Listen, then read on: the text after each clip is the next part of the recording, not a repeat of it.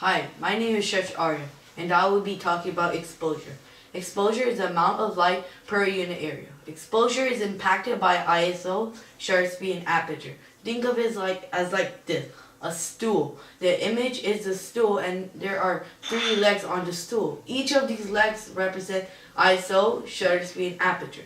Say for example, if I was going to lower one of these legs on the stool, like ISO, then the stool would become unbalanced, meaning the image of the stool would be ugly. But then I can increase or decrease the 2 other stool legs so I can make the image better, normal back again.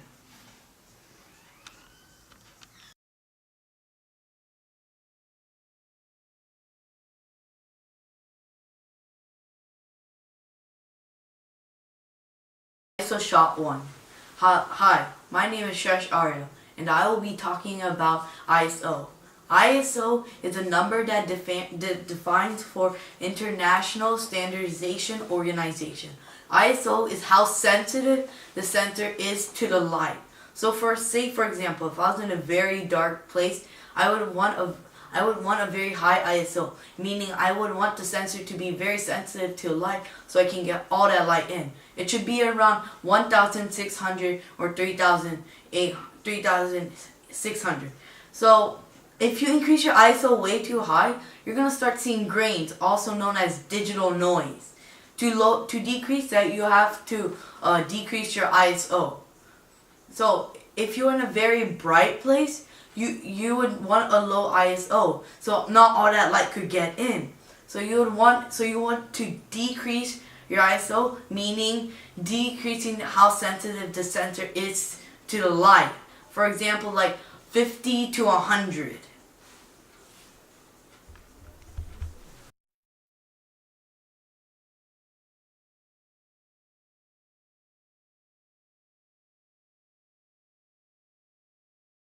My name is Shresth Arya, and I will be talking about shutter speed.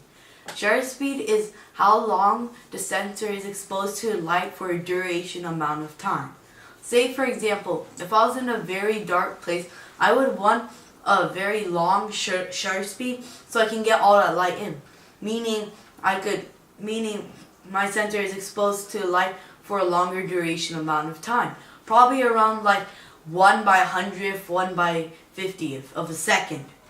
If I was in a very bright place, I wouldn't want all that light in the sensor. So I'd want it in a short duration amount of time, very fast shutter speed, so that the sensor is exposed for a short duration amount of time. Probably around 1/500th, 1/350th of a second. So if I want to catch an object in motion, like capture it in motion, say for example if a fan was spinning and you want to catch it in motion, you would want a very fast shutter speed, like 1/500th of a second or 1/350th of a second. But if you want to get that little bit of blur so you can see the fan in motion, you would want a very slow shutter speed, like 1/100th of a second or 1/150th of a second.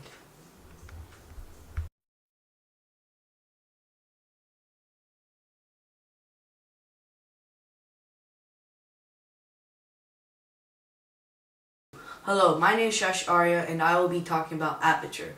Aperture is the diameter of the hole within the lens through which the light enters the camera's body.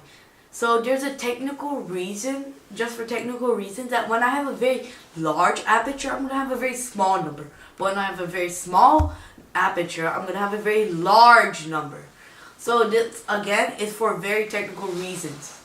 So if I was in a very dark place, I would want a large aperture, meaning small number, like f 1.4, f 2.8, f 3.6, and the f is the focal point.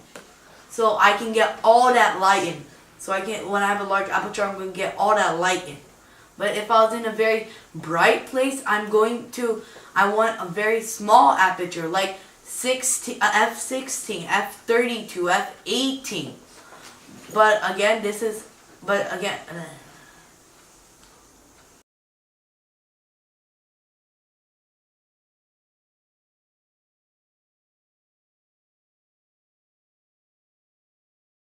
Hello, my name is Shresth Arya, and I'll be talking about how aperture is related with depth of field.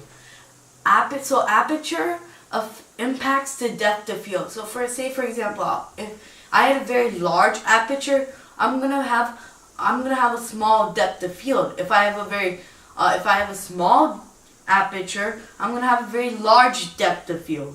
So let's say for example, we're going to take a picture of a Christmas tree, and we're going to take a picture of the star on the Christmas tree.